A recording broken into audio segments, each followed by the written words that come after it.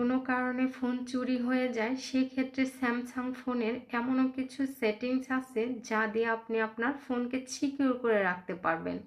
আজকের ভিডিওর মাধ্যমে আমি আপনাদের সাথে শেয়ার করব কিভাবে সেই সেটিংসগুলো অ্যাক্টিভ করতে হয়।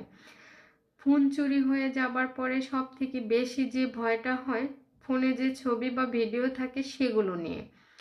মোবাইলে থাকা প্রাইভেট ফটো বা ভিডিও অথবা ফাইল সিকিউর করাটাই সব থেকে বেশি জরুরি। এটার জন্যই স্যামসাং ফোনের অনেক ইম্পর্টেন্ট কিছু ফিচার আছে। আমাদের ফোনের সেটিংস অপশনটি ওপেন করব এবং স্ক্রল করে একটু নিচে নামবো এবং এখানে একটি অপশন দেখব লক স্ক্রিন অ্যান্ড AOD। এই অপশনটির উপর আমরা ক্লিক করব।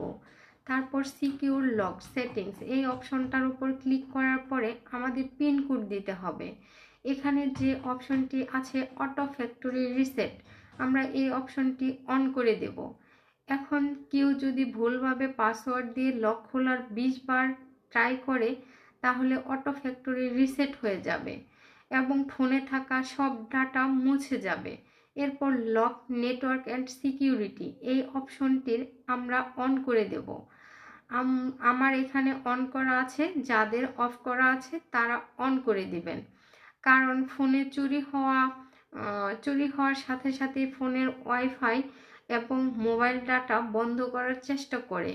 এই সেটিংসটি অন থাকলে ইন্টারনেট বন্ধ করতে পারবে না যতক্ষণ পর্যন্ত সঠিক পাসওয়ার্ড না দিবে। পরবর্তীতে গুগল ফাইন্ড মাই ডিভাইস এই ওয়েবসাইটের মাধ্যমে আপনার ফোনের লোকেশন আপনি খুব সহজেই বের করতে পারবেন। ভিডিওটি ভালো লাগলে অবশ্যই পেজটিকে ফলো করতে ভুলবেন না।